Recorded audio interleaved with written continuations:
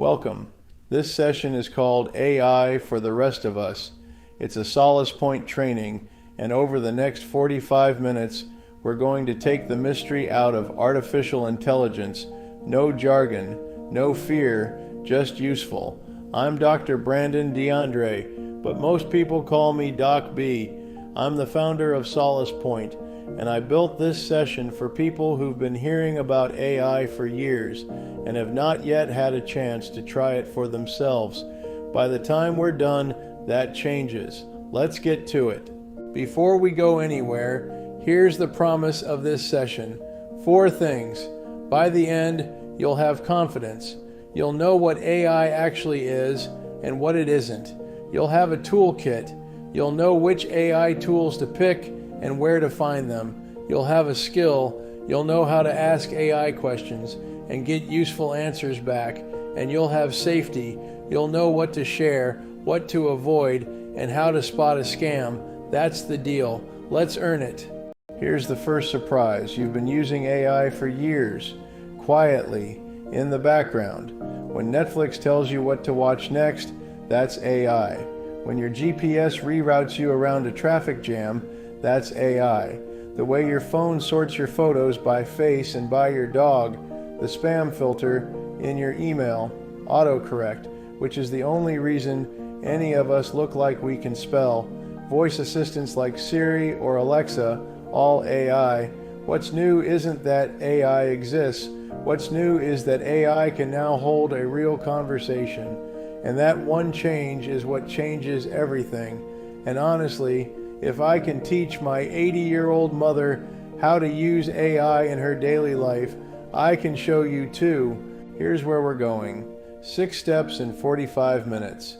First, we'll define what AI actually is in plain English. Second, we'll tour the 5 main tools you can pick from. Third, I'll give you a simple formula for asking AI better questions.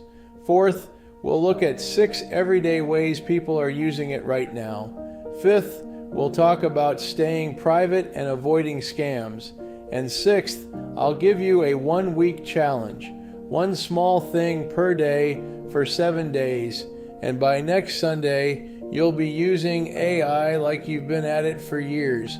Let's start with the basics. Part 1. What is AI, really? Strip away the buzzwords and the hype. Strip away the science fiction. Here's what it actually is. AI is software that's been trained on huge amounts of text. It predicts what comes next. That's it. There's no robot brain in there. No magic. 3 ways to think about it. First, picture a patient librarian, someone who's read most of the internet and can summarize it for you. Second, picture an assistant on call, someone who never gets tired, never gets snippy, and never asks for a raise. And third, picture a calculator for words. The calculator on your phone works with numbers. AI works with sentences the same way. That's the whole idea. Why now? Why does this matter today instead of 10 years from now? Because in just 4 years, AI went from a research lab to your pocket. In 2011, Siri showed up and voice helpers went mainstream. By 2017, Google Translate stopped being a joke. By 2020, AI was helping software developers write code. Then in 2022, ChatGPT launched, and that was the moment everything changed. By today, in 2026, AI is in your phone, your office, your search bar. If you waited until now to start, you didn't fall behind, you arrived right on time. Part 2, your AI toolkit. There are 5 tools that matter. They all do roughly the same thing. You only need to pick one. These are the big 5. ChatGPT from OpenAI, the original, the one that started it all, Claude from Anthropic, the careful writer, Gemini from Google, the Google native, Copilot from Microsoft, the office helper, and Perplexity, the fact finder. Every single one of them has a free tier. You don't need to pay to start. Going forward, we'll focus on the 4 most popular for everyday use. ChatGPT, made by OpenAI. You'll find it at chat.openai.com. This is the one that started the whole conversation back in November of 2022. It's best as an all-around assistant, writing, brainstorming, explaining, summarizing. If you only want to try one, this is the safest place to start. What does it feel like to use it? Like having a quick, capable assistant who's good at almost everything, sometimes too eager to please, always ready to help. Claude, made by Anthropic. You'll find it at claude.ai. Yes, this is the one I'm using to build this presentation, so I'm a little biased. Claude is the careful writer, best for long writing, careful thinking, reading and summarizing big documents. It's strong on tone and nuance. What does it feel like to use it? Like a thoughtful colleague who actually reads what you sent before responding. It pauses to think, less flashy than the others, often more useful. Gemini, made by Google. You'll find it at gemini.google.com. Gemini lives where Google already lives. If you use Gmail, Google Docs, Google Calendar, Maps, or YouTube, Gemini ties right into them. It's fast and tightly tied to web search. What does it feel like to use it? Like the smartest possible Google search bar, quick, current, and plugged into everything Google already knows about you. Microsoft Copilot. You'll find it at copilot.microsoft.com. Copilot lives inside Word, Excel, Outlook, and Teams. If your day runs on Microsoft Office, this is the one. It drafts emails in Outlook, it summarizes Word docs, it builds Excel formulas, it runs Teams meeting recaps. What does it feel like to use it? Like an extra pair of hands inside the software you already use every day. Decision time. Stop comparison shopping. They're all good. Here's a simple rule. If you live inside Microsoft Office, pick Copilot. If you live inside Google, pick Gemini. If you need facts with sources, try Perplexity. And if you just want to start writing better, try ChatGPT or Claude. Whichever one you pick, use it for 2 weeks before judging it. 2 weeks. That's when you'll actually know if it fits the way you work. Part 3. How to talk to AI. This is the whole game. Better questions get better answers. Let me show you the formula. Here's the core idea. Your prompt equals your result. AI is only as smart as the question you ask it. What you type goes in. The AI does its work. The result comes out. Vague question, vague answer. Specific question, specific answer. Every single time. So the trick isn't to find a smarter AI. The trick is to ask a smarter question. Here's the formula. Memorize this. Use it forever. It works in any AI tool. 4 parts. RTCF. R is for role. Tell the AI who to be. Act as a travel agent. Act as a chef. Act as a writing coach. T is for task. Tell it what you want it to do. Help me plan a trip. Help me write an email. Help me explain this. C is for context. Tell it about you. I am 55. I'm allergic to shellfish. I'm going for our anniversary. F is for format. Tell it how you want the answer back. Give me a bulleted list. Give me a 200-word draft. Give me a side-by-side comparison. RTCF, role, task, context, format. That's the whole recipe. Let me show you how much that matters. Same goal, same tool, wildly different results. Here's the weak prompt. Quote, help me write an email, end quote. The result, generic mush. The AI invents a topic, picks a tone you didn't want, and gives you 4 paragraphs you can't use. Now here's the strong prompt. Quote, act as a polite professional. Write a 4-sentence email to my insurance agent asking for a follow-up call about my recent claim. Friendly tone. Mention I'm free weekday afternoons. End quote. The result, a clean, usable draft. You barely have to edit it. Same tool. The only difference is the prompt. Part 4, AI in your real life. 6 everyday wins. Things you can do tomorrow morning. Use case number 1, email and writing. This is the single fastest win, and it's where most people start. Try asking the AI to draft a polite reply to a difficult email from your landlord. Try asking it to take a long 5-paragraph email and make it shorter and clearer in the same tone. Try asking it to polish a thank you note for a wedding gift.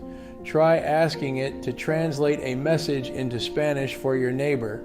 The trick: paste in the original email first, then ask for the response. The AI does the rest.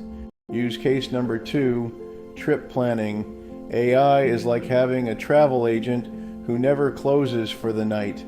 Try asking it to build you a 5-day itinerary for Charleston, slow-paced, good food. Try asking for restaurants near your hotel that fit a $40 per person budget. Try asking what to pack for Italy in late October. Try asking it to translate a menu into English and remind it you're allergic to shellfish. The trick: tell the AI your age, your pace, your dietary needs, and your budget. The more it knows, the better the plan. Use case number 3. What's for dinner? The fridge is full and your brain is empty. We've all been there, standing in front of the open fridge like it owes us an answer. AI can help. Try telling it you have chicken thighs, rice, and broccoli, and ask for 3 dinner ideas under 30 minutes. Try asking it to plan a week of dinners for 2, heart healthy, with a grocery list at the bottom. Try asking it what you can use instead of buttermilk in a recipe when you're out. Try asking what wine goes with a roasted pork tenderloin and apple chutney. The trick: list what you already have. AI builds around it instead of sending you back to the store. Use case number 4. Learn anything. AI is the patient teacher who never makes you feel slow for asking. Try asking it to explain your new diabetes diagnosis in simple terms because you're not a doctor. Try asking it to help you understand a confusing paragraph from your mortgage paperwork. Try asking it to teach you 20 useful Italian phrases for a trip next month. Try asking it to coach your grandson through long division without doing it for him. The trick: ask for the answer at a 6th grade level, then ask for it harder if you want more depth. Use case number 5, paperwork and documents, insurance, contracts, medical bills, the pile of paper that never shrinks. Try asking it to summarize a 12-page insurance policy in plain English in 5 bullet points. Try asking it to explain a confusing medical bill and tell you what you're being charged for. Try asking it to help you write a calm, firm complaint letter to your cell phone provider. Try asking it to compare 2 contracts side by side and tell you what's different and what should worry you. The trick: remove your name, address, and account numbers before pasting. Keep the rest. Use case number 6, the patient tech helper. When the grandkids are busy, AI never sighs at your question. Try asking it what your printer means when it says offline and how to fix it. Try asking it to walk you through changing your email password step by step with screenshots if it can. Try asking it why your computer's running slow this week. Try asking it what a software warning is telling you to do and whether you should trust it. The trick: tell the AI what kind of computer or phone you have. Generic answers won't help. Part 5, stay smart, stay safe. AI is powerful, so is the knife in your kitchen drawer. Use both with care. Privacy first. AI tools save and analyze what you type into them. Treat the chat box like a postcard, not a vault. Things you should never share. Social security numbers, yours, your spouse's, anyone's, passwords and PIN numbers, even just to test if it works. No. Bank account information, account numbers, routing numbers, card numbers, medical records, names, dates, full chart entries, other people's information, their address, their phone, their private details, and anything sensitive that you wouldn't put in an email to a stranger. Treat AI like a smart stranger on a phone call, helpful but careful. AI has one big weakness.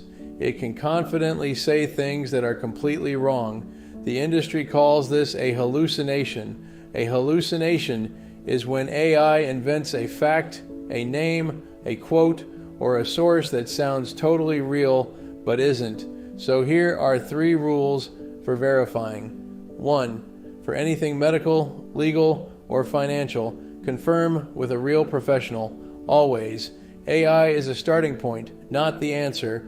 2. For specific facts and dates, open a second source, Wikipedia, an official website, a news outlet you trust.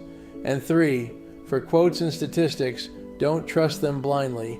Ask AI for the source, then go check the source. AI is a brilliant first draft. You're still the editor. The dark side. Scammers got an upgrade too. Here's what to watch for in 2026. Voice clones. A family member calls in distress, asking for money. It sounds exactly like them, but it isn't. Always call them back at a number you already know. Deepfake images. Photos and videos that look real but aren't. Be skeptical of anything wild on social media before you share it. Smarter phishing. AI now writes scam emails that sound polished and personal. No more weird grammar to tip you off. And fake AI apps. Bogus tools that steal your data. Stick to the names you learned today. The rule of thumb: slow down, hang up, call them back at a number you already know. From knowing to doing. Your 7-day challenge. 1 small task per day. By next Sunday, you'll be using AI like you've been at it for years. Day 1, sign up for 1 account, just 1. ChatGPT, Claude, Gemini, or Copilot. Day 2, ask it anything. Pick a question that's been on your mind. Type it in, see what happens. Day 3, write something together. Draft an email or a thank you note with the AI's help. Day 4, plan a meal. Tell it what's in your fridge. Ask for 3 dinner ideas. Day 5, get a recommendation. Book, movie, restaurant, weekend trip, anything. Day 6, translate something, a foreign menu, a song lyric, a friend's text in another language. And day 7, teach someone else. Show a friend, a spouse, or a grandchild what you learned this week.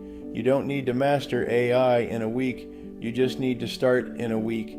Beats waiting for Skynet to introduce itself. Where to go from here? A short list. Don't subscribe to 100 newsletters. Pick one. The free tools we covered today: chat.openai.com, claude.ai, gemini.google.com, copilot.microsoft.com, perplexity.ai. If you want to go deeper, look up the Anthropic Cookbook for Claude tutorials, the OpenAI Help Center, Google's AI Essentials course, or the YouTube channel called AI Explained. And when you're ready for trained help, that's what SolasPoint does: strategy, training, and advisory, custom workshops for teams, practical, plain English coaching for everyone else. Last slide. The best question you can ask is the one you were too embarrassed to ask. Try us first. I'm Dr. Brandon Deandre, also known as Doc B SolasPoint LLC, strategy, training, advisory. Thank you for spending the last 45 minutes with me. Now go pick a tool, ask one question, and start your 7 days.